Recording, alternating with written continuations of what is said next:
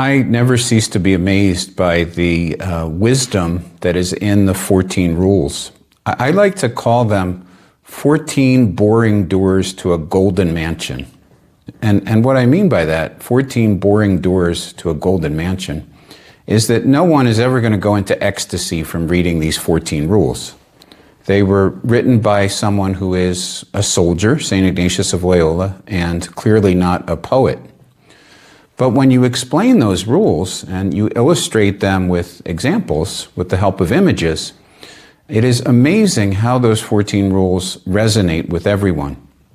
And just as an example of that, I was on my way down south recently to give a retreat based on the 14 rules to a group of priests. And I was sitting next to a man on the plane, probably about 70 years old, who was in the process of moving after living in the Western United States his whole life. And so we started talking about the topic of my retreat. And as I started to explain spiritual consolation and spiritual desolation, and how the Holy Spirit guides us more during consolation, and the enemy guides us more during desolation, and how we should never change our decisions during desolation, he's going, yes, yes. Because these were things that he had been experiencing while he was making his decision to move, even though he had never really been exposed to spirituality.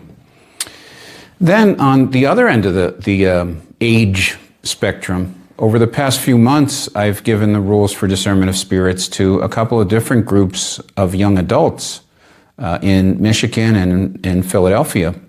And although their lives were very different than this elderly gentleman that I was speaking to on the plane, the movements that they were experiencing were the same. They were dealing with the desolation that comes with trying to live your faith on a secular college campus, the consolation of being with other young adults for reasons of faith, and then the change when they return home and they experience the desolation of environments that aren't friendly to their faith.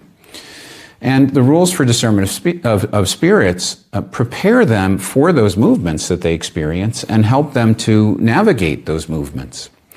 So the rules are connatural to all of us. Connatural meaning they describe human nature and how the good spirit and the enemy interact with it. And everyone can understand the 14 rules and everyone can benefit from them.